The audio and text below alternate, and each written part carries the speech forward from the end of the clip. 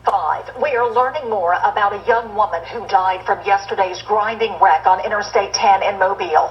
The father of Jaimie Witcraft tells News 5 his daughter died today around 10:30 at USA Medical Center. She died of head trauma. He also says Witcraft, a student in South Alabama's nursing program, was on the phone with her mother when the wreck happened. This is a photograph of Jaimie Witcraft, a beautiful 22-year-old woman with a bright future ahead of her. This is the wreckage Mobile Fire Rescue pulled Witcraft from Thursday. Crews worked to pull her from the red vehicle smashed in between the 18-wheeler and the silver Humvee you see on its side against the concrete divider.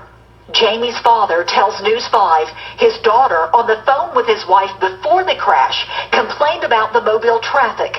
The phone stayed on the whole time. For 52 minutes, Jaimie's mother could hear the sirens, police, and rescue workers trying to save their daughter. He said, "My daughter didn't even know what happened, what hit her. It was quick. She didn't know. All my wife heard was her breathing, so we knew as soon as the impact hit, that was it.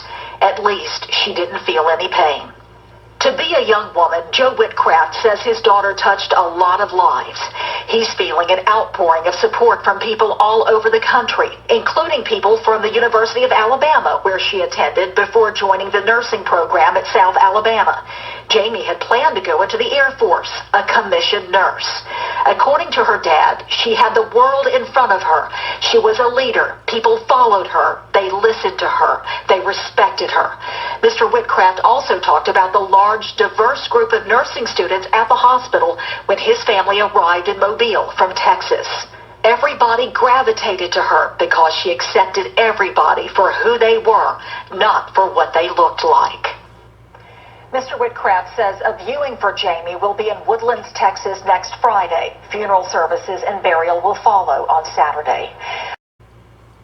At 10 o'clock, a special gathering of South Alabama students this evening. They came together to celebrate the life of one of their own, tragically killed in a six-vehicle crash on Interstate 10.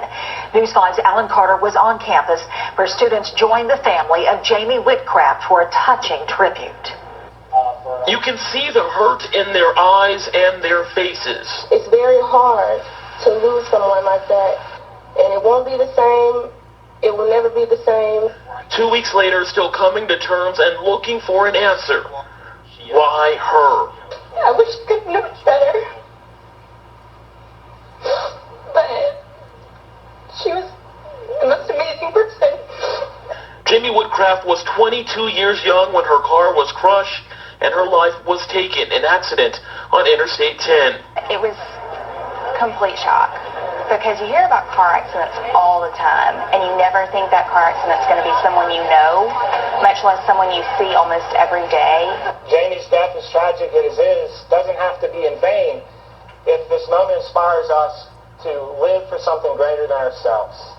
Witcraft, an ROTC and nursing student in South Alabama. And I just enjoyed her very much in my class, and she did indeed make a difference in my life.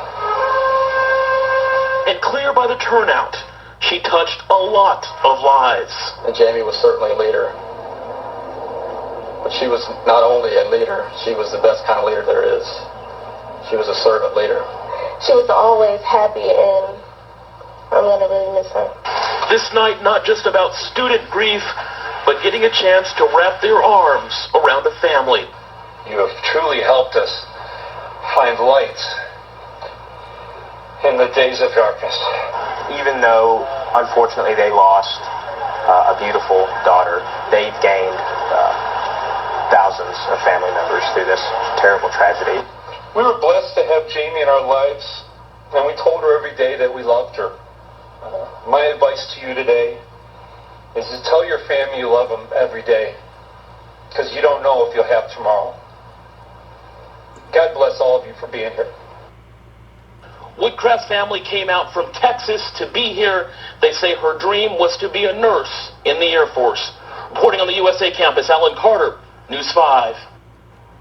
She touched a lot of lives. She sure did.